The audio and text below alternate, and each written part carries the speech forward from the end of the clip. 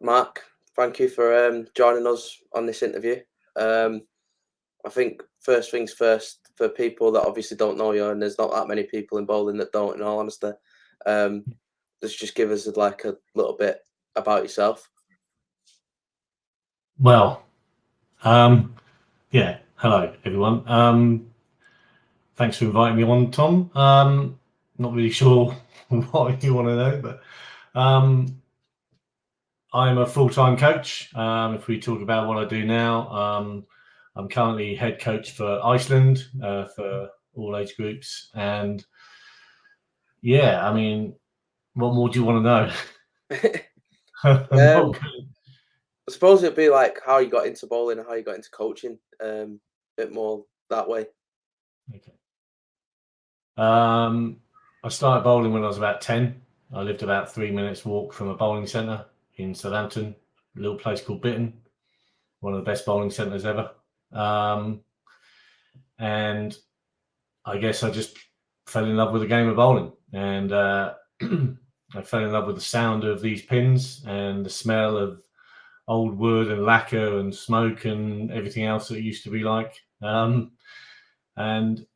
I'd always played, and I continued to play lots of other sports. That might shock a few people who see me now, but I used to play everything. So very competitive, and just bowling became my thing, and slightly inquisitive about how the game was played and wanted to learn more. And eventually I started just helping people. I suppose that's the best way of putting it. Trust in the process. We'll get on that in a bit. Let's not get there yet. It's a long way from that. Yeah, and so just started helping people, and then I think it was 1990 I did the old BTBA Phase 1 course, which then sort of gave me a qualification to help out in a YBC, and so I helped out in Bitton for a little bit, and then after time I then helped. I went to the Fareham YBC. Bitton had shut down by then, I think, or was just becoming nothing like it was. And then just helped out in YBC and just got into coaching like that. And then I was working for a big company as a trainer for a couple of years on secondment, and I just found that I really, really loved it. Just helping people and improving people and that type of thing. And then I just thought, well, I sort of missed bowling. I hadn't really been around it for 4 or 5 years, I suppose. Maybe not that long, but it felt like that long. And just got back into it a little bit and started helping out again. And then went to America and did some qualifications with the USBC. Did their level 1, their level 2, which I think is now stopped. And then their bronze course, all within 2 weekends. Very much a short trip, and that got me sort of enthused and a bit more informed. And then I started helping out more people. That was sort of the end. That was 2008, and then I think 2010 I went back to America to do their silver level course, and then I was made redundant around the same time from this company I'd worked for about 7 years, which I absolutely loved, and it came as a bit of a shock, really. I basically walked into work one day, and an hour later I was out of the company that I'd given 7 years to, and I thought, no one's ever going to do that to me again. So I thought, what can I do? So I thought, well, actually, quite like coaching. Why don't I give that a go and just see what happens? And here we are now. But a lot of hard work and sweat and bad times, stressful times, things like that.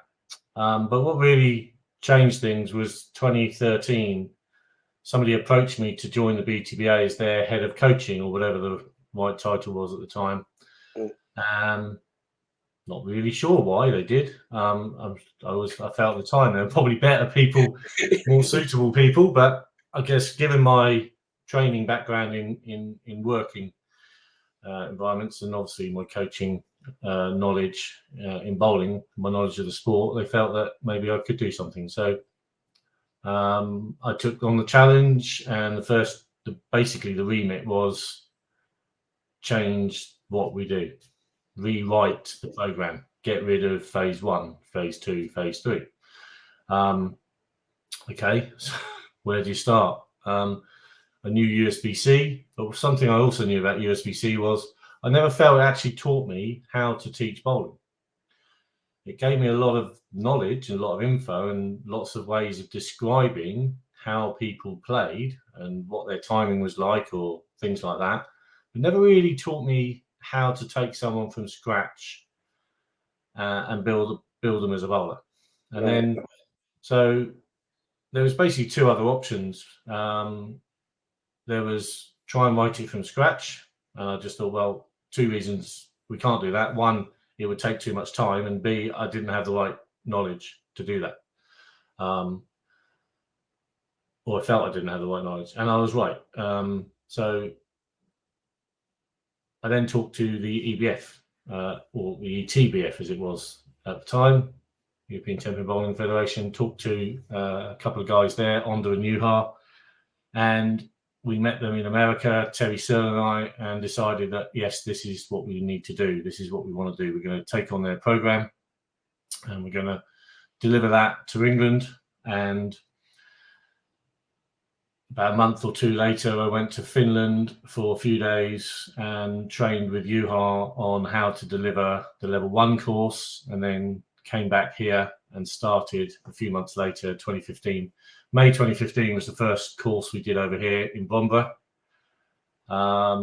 And yeah, that's where we are now. So, then that changed my life. That few days with Juha literally changed my life, because I suddenly, within 45 minutes, I remember sitting there and going, I was going to swear then, but I did swear. Said, me, I can now teach people, because suddenly I had a method, suddenly I had a process, and suddenly, there's that word again, suddenly I thought, yes, right, this all makes sense.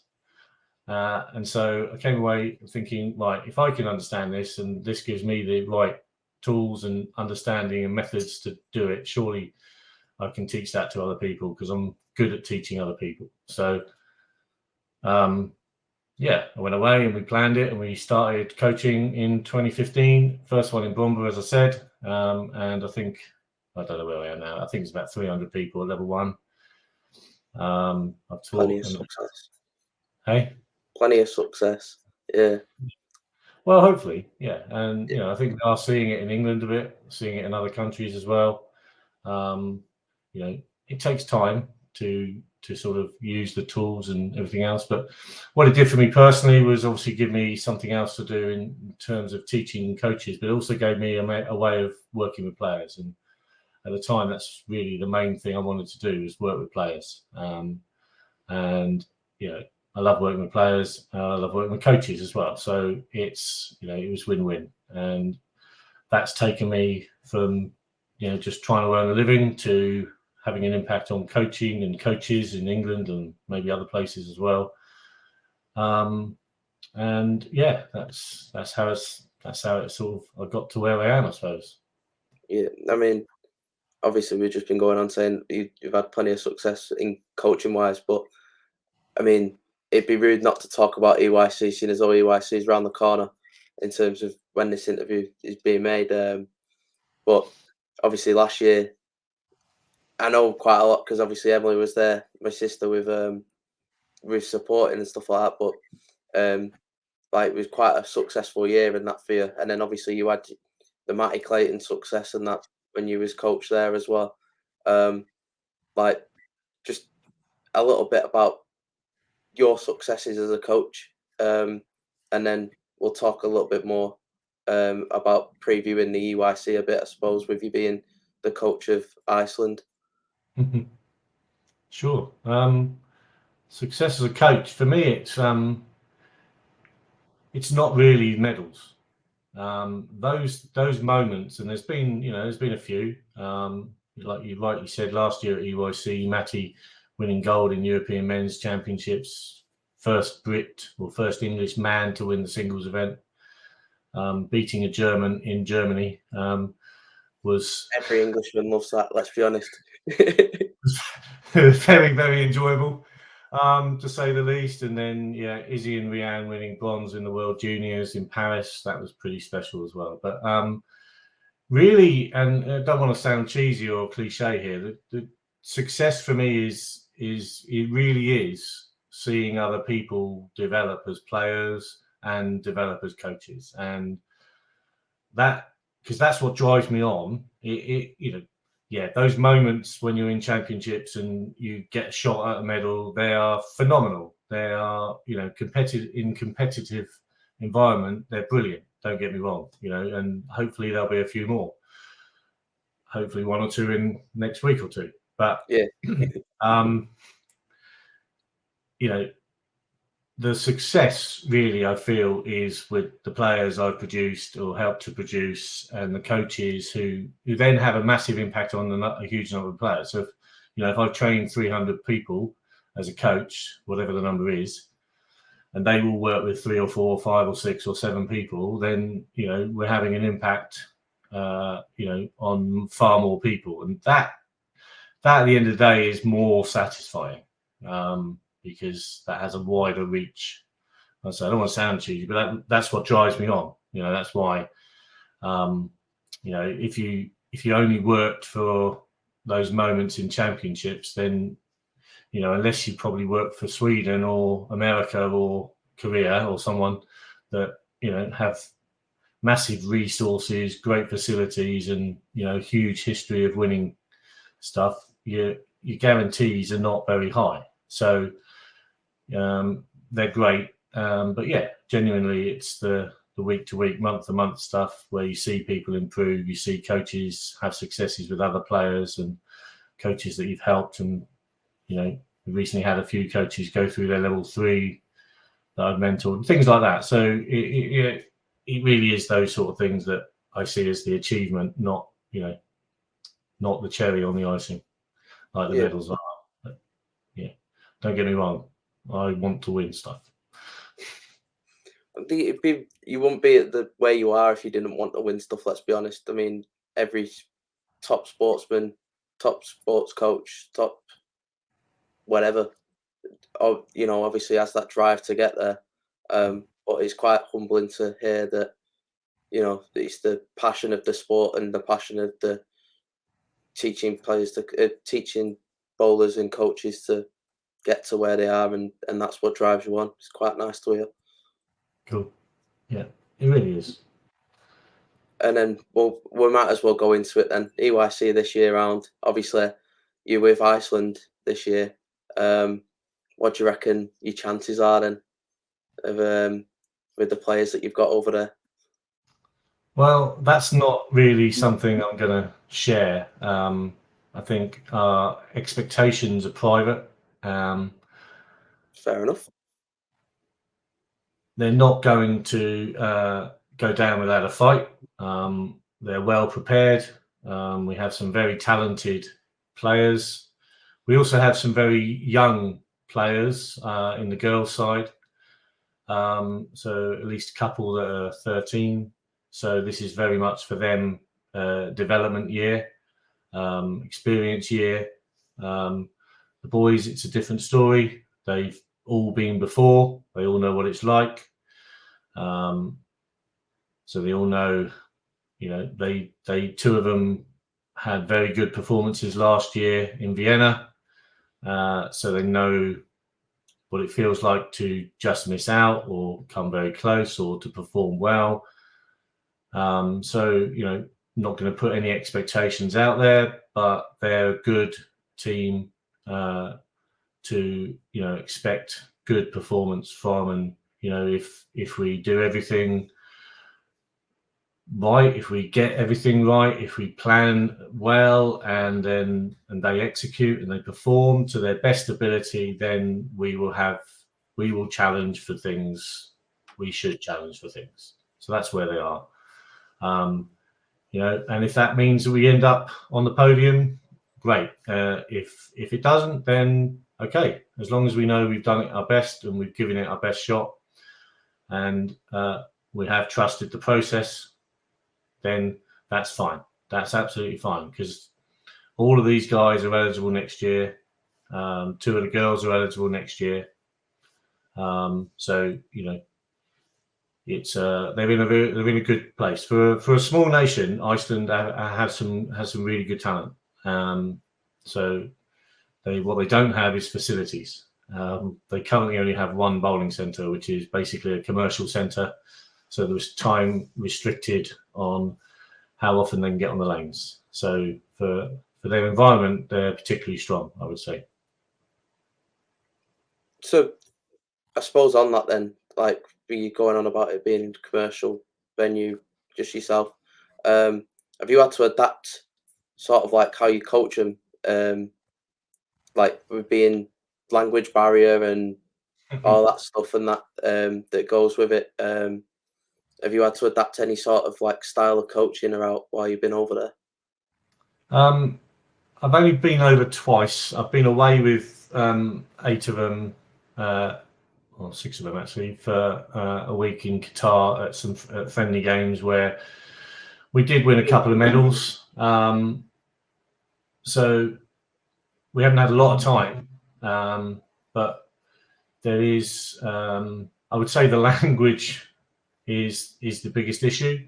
Some people say I struggle with English some of the time, so trying to learn Icelandic, believe you me, is very difficult. I failed French at school, so language doesn't come easy to me. And luckily, most of them speak English well enough. My assistant coaches speak English pretty well and are able to translate pretty much.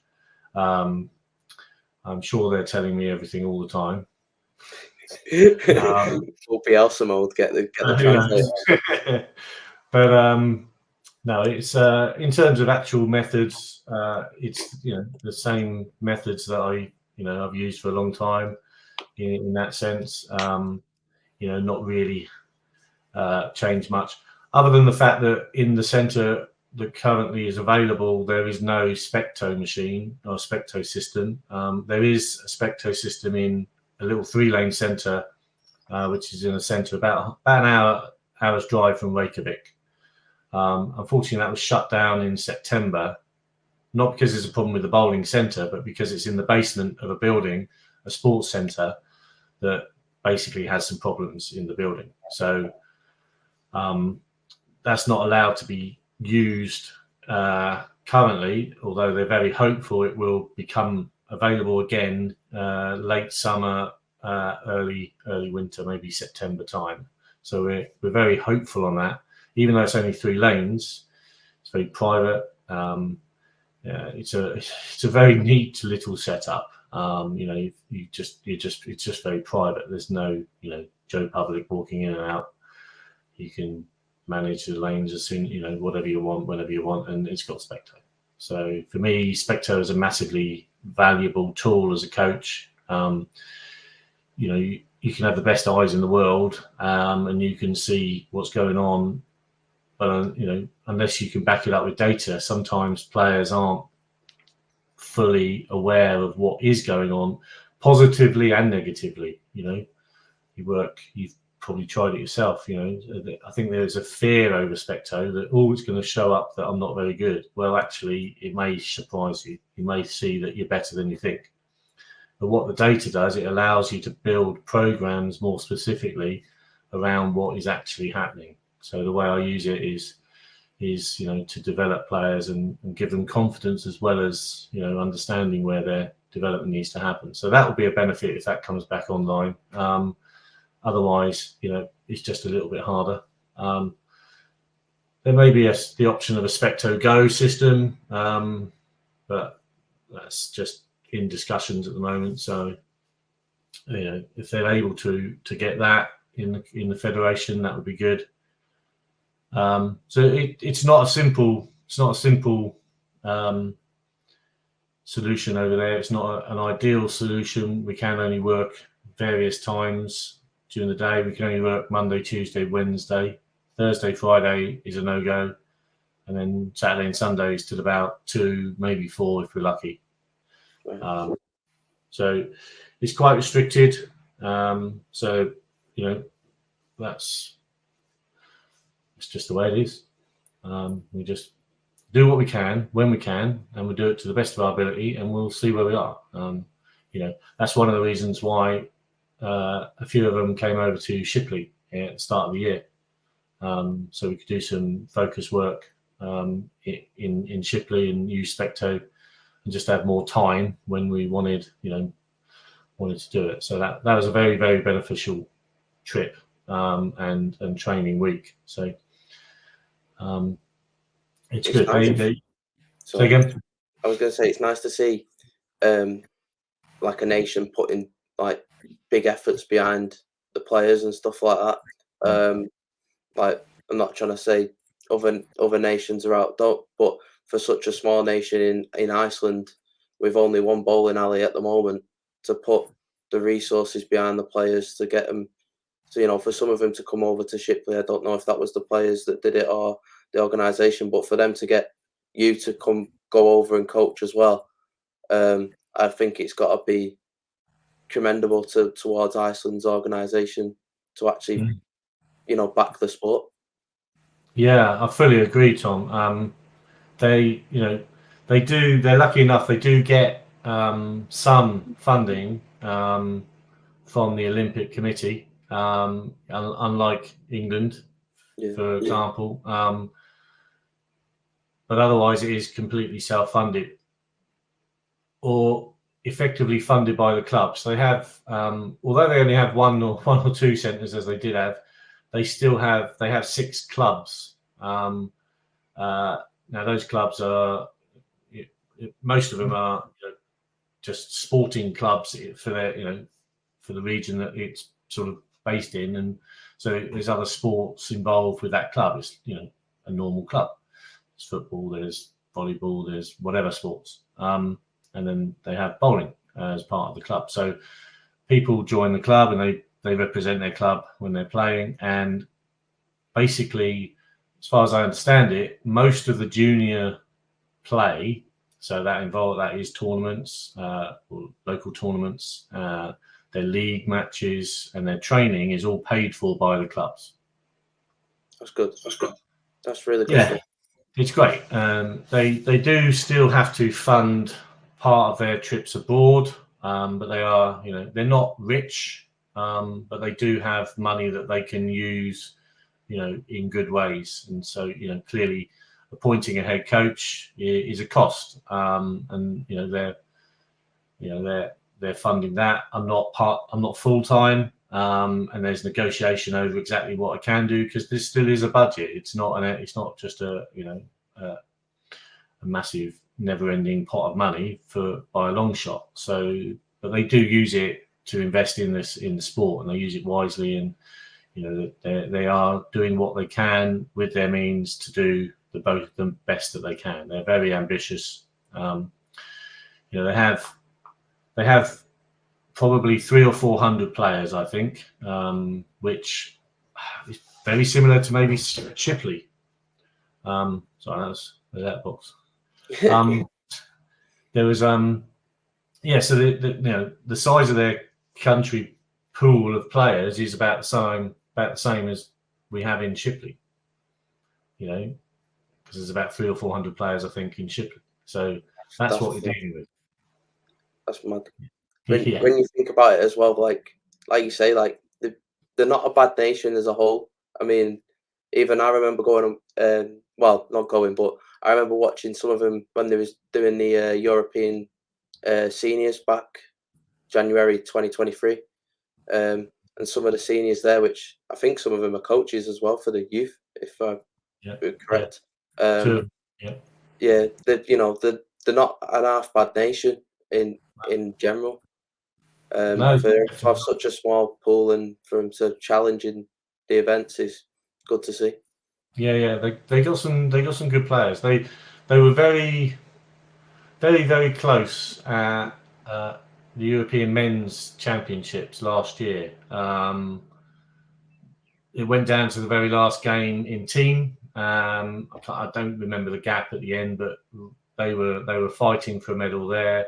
The doubles or the trios, I think, was also very, very close. I think they had a couple of really good performances in singles. I think that at least one or two of them made all events. So, they got some good players. And for a small nation, like you say, they do probably bat a little bit above their weight, so to speak, which hopefully I can improve on even more. So that's why I'm there. They've won 4 medals in their history at European or world events. Yeah. So they want another one. They also want more than one. I know you well enough that you wouldn't be there if the ambition and drive wasn't there from the nation and the players anyway. So I know that. Yeah, you're right. They want success. They're almost craving it. We'll see. The next year, 2-3 years, we'll see what can happen. And if by some means we can get at least one medal in that time, then I think that would be success on that fold. But my job is more than just trying to get their national teams to be medal winners. It's to raise the standard of everyone. It's to raise the standard of their coaches, who can in turn work with the players week to week, who when they get into their elite squad, when I work with them in their elite squad, that they come to me effectively a bit better than they currently are. So there's more than just training the national team for me in this job. It's also about improving how their coaches work, and hopefully have more effect from week to week, because I'm not there every day. I'm not there every week. I'm not even there possibly every month. So it's a complicated thing, but it's an exciting challenge. It's one I'm really sort of getting my head into now. We're getting near to another championship, obviously next week, and then on the back of that we've got European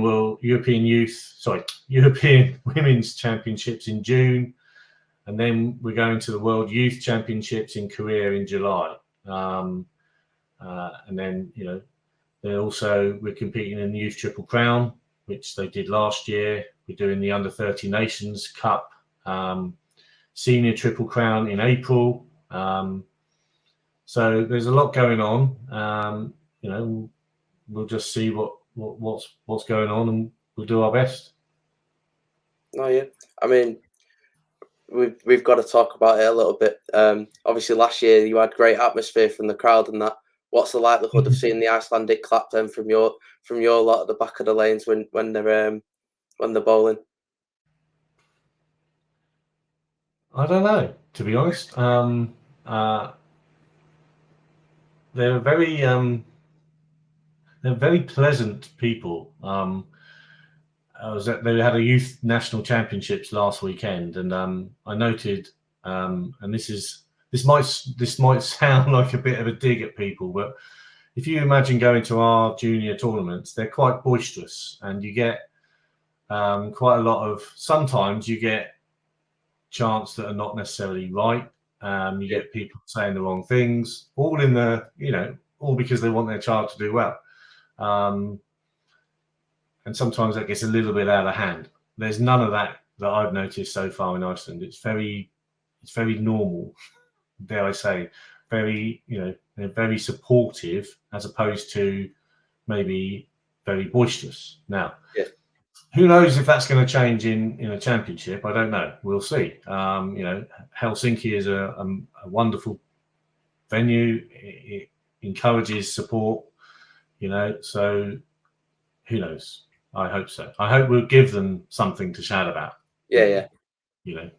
That's what we need. So if we can have a few good performances and get them shouting and cheering and everything else, I think, and I'm not quite sure the numbers, but I think there's about 10 or 12 supporters going. So it's quite a few.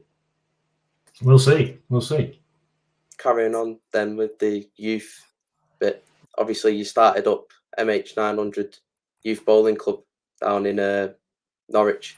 When was it? Back end of last year? Sort of October time, September, October time. I can't take the credit for this, not at all. That is very much Tristan Hinchliffe and Theresa McCarthy. They're the two who have put in basically all of the work. They're the ones who are there every single week. Unfortunately, I can't be there because it's 4 hours away, and I'm not always around. So it's very much their baby. They asked if I would mind if we called it the MH900 Club, and I was very happy for that. Clearly, we talked about how do we want to run a YBC, and what sort of philosophy or ethos do we want to encourage, and it's built around basically excellence, wanting people to strive for excellence and be the best that they can, and to train and see the game as a sport first in the club, rather than just purely something to have fun with on a Saturday morning. Now, we want everyone to have fun, don't get me wrong. That's really important. You have to enjoy your sport. You have to enjoy what you do. But we want people to realise that we want to do things slightly different, and want to make things, encourage development. Like I've already spoken about, what I like to do is improve people and develop people, and I think playing sport, especially as a youth player, it gives you a lot more than just sporting skills. It can give you, life skills and, discipline, routine, habit, various things, confidence, social interaction, all these sort of things. But we want it to be that type of environment, which is friendly, which is nice to be at, which is encouraging, supportive, motivational, but also competitive. Also, we're here because we want to play a sport, and if people want to play the sport to a high level, we're going to, as much as we can, provide the environment for you to do that. I'm very happy the way it's started. Callum Simons has also given a lot of support, which I'm very grateful for. He's travelled the hours and the distance to go and support the YBC on probably more occasions than I have. So, it's, as much as it's sort of my name on it, it is very much other people's project. So I'm very grateful for them, and hopefully we'll see some people come through in the next few years. So it's an exciting thing, but it's very early days. I just want to elaborate a little bit on that point that you're saying, like, put it as a sport. Obviously, it's a youth bowlers club. So how do you stop like a youth bowler that's like relatively new to the sport getting disheartened and that in the way of being like, oh, I want to be better than what they are at the start type thing? Well, you got to find out why they're disheartened to start with, and then you just go with that. There's no right formula to do that, but if you provide an environment that provides those things we talked about, that is supportive, encouraging, they can see that they can improve, they can develop skills that they didn't have, they can maybe even go and win something, or but they do have fun, they make new friends, those sort of things. We haven't got, hopefully, who knows, but hopefully you won't have parents trying to beat each other up at the back of the lanes because they're just beating their kid. We don't want that type of atmosphere, and so we want to just provide something, and it's not going to be for not everyone will necessarily want to stay in a club, and there's nothing wrong with that. because there's plenty of other sports and there's plenty of other activities to do, and if someone comes along and tries bowling for a year or two and then go, well, actually, no, I prefer to go and play golf or I prefer football. Fine. Go and play golf, go and play football. It doesn't bother me at all.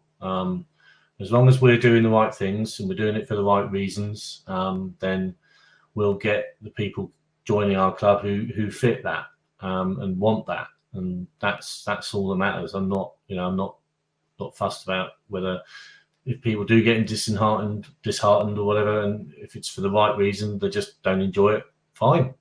I'm sorry about that. Is there anything we can do better? No. Okay, fine. If you want to go and do something else, go and do something else. Because something I learned in life: if you do things that you don't want to do, you don't do them very well, for one, and sooner or later something will change or something will have to happen.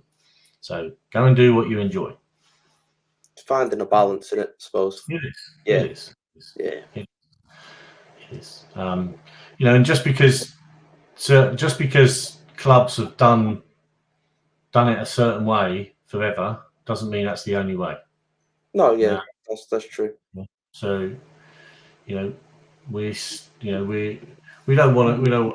We're not saying that others are not doing it the right way. We're just saying that we want to do it in a particular way, and these are our priorities, and this is how we feel it should be done. And I'm sure nothing that we do is not being done elsewhere. It's maybe what the emphasis is or what the priorities may be, or but we just want to do it as best as we can. And if our club starts to be performing well and our players get into county teams, England teams, start winning events, and perhaps that might influence others to go, well, hang on a minute, why are they successful? Okay, they're doing this, they're doing that, and then maybe that can help other clubs to think a little differently, to do things a little bit better. Because ultimately, as much as I work for Iceland, I'm still English, and I want England to win things. I'm a passionate England supporter in every sport, apart from that egg-shaped ball sport. I don't like that one. Well, let's hope they win today. Hey, let's hope we win today. Yeah, well, I still want them to win. They're still England, but that's the point. I'm still English. I still want England bowling. I still want England to do well. If at EYC next week we happen to play a match for a medal where it's Iceland versus England, guess who I want to win? Yeah, Iceland every single day of the week. That's my job. That's where yeah, exactly. That's it. That's my job. My job is to to get Iceland to win stuff, and in that hypothetical scenario, it's sort of a win-win for me, but I'll be very, very, very, very annoyed if that happened and we lost the match. Yeah. But ultimately, I'll be going, okay, well, at least England won. It wasn't Sweden. Yeah. That's always a benefit. If Sweden don't win nothing, then that's good. Well, that means other nations are... No, seriously, I take the mickey out of Sweden in that sense, because they're so good. And if other nations are beating the best nation, then standards are going up. Everyone's cup final in it, in a way. Say again? It's that cliche of it's everyone's cup final. He said it's the team that if you beat them, then you're buzzing type thing. Yeah. But I mean, they are the best nation in Europe. There's no getting away from it. Just like Man City, I hate to say it, are the best football club in England. Right now, they might not be top of the league, but they are the best team. There's no doubt about that. Right? Other teams have moments. Whereas if you look over the last 10 years, Man City are the best team. So over the last 10 years in Sweden are the best team in England. It's probably longer than 10 years. Of course, it's longer, but that's the thing. So we want to raise our standards. We want to beat, and if we do beat the best nation along the way, you mentioned last year's EYC. Dan beat 2 Swedes, in the Masters. And huge. Pretty much everybody was stopped watching. I remember that clip that got sent to me. Yeah, it's mad that. Do you know what, as well? While we talk about that, I don't know if you'll get it with Iceland, because obviously it's a standalone like country as an island, but you had like the Scottish that were cheering on Dan and that were behind the lanes and stuff. Like, just I know, and it's good to see stuff like that in it, really. well, I mean, that tells you a lot. If Scotland are cheering on England, Yeah, that tells you everything you need to know. Yeah, no, that was the match against Robin was pretty special. The atmosphere, I don't know if I've experienced anything quite like that in bowling. Actually, it was really, really, really special. I mean, there was a lot of good moments in that championships, and but that I think the atmosphere then was just unbelievable. Yeah, really, really good. The noise just, because Vienna is a very small centre, very low ceiling, so the noise sort of stays where it is. A bit different in somewhere like maybe Tally this coming week, where some huge space, and so the noise will travel differently, and so it'll be certainly very different in that sense. But that was really special, where everyone was basically 90% of the field were not cheering for Sweden. But, you know what? I think I'd take that as a credit. In all fairness, if I was Swedish, that'd be my way of saying thank you, pat on the back type thing. You know what I mean? Yeah, that's what I say. Huge respect to them. They are the leaders, in performance at the moment. So it's important that they keep going, because that means that everyone else needs to keep pushing their standards up. There's always going to be someone who's better than everyone else in any sport. There's always someone who's better, and that person or that team or country or whatever, they're the standard bearers, and so they need to keep pushing their own standards so that it drags everyone else up. And maybe you get one or two teams or players to go past them, for 1 year or one tournament or whatever, or maybe you do get a bit of a switch round. You had Liverpool in the 80s, then you had Man United in the 90s, and now you got Man City. So it changes, but the best teams are always they're the standard bearers, so they need to keep doing what they do, and hopefully everyone else will try and get near to them and go past them once in a while. And that's what we'll do in Iceland. We'll push to be their standard. We're not pushing to be England standard or Finland standard or Germany standard, or we want to be the best standard. So who's the best right now? Well, that's Sweden. So we'll push to be as good as they are. We'll push to be better than them. Well, fingers crossed it happens in a week's time for you. We'll see. Yeah, we'll see. Yeah. Anyway, thank you very much, Mark. It's been a pleasure, as always. Heathorn, you are the one. We won't finish that off. You've been waiting for that, haven't you? Yeah. Anyway, thank you very much, mate. You're welcome, mate. Anytime. I'll see you soon.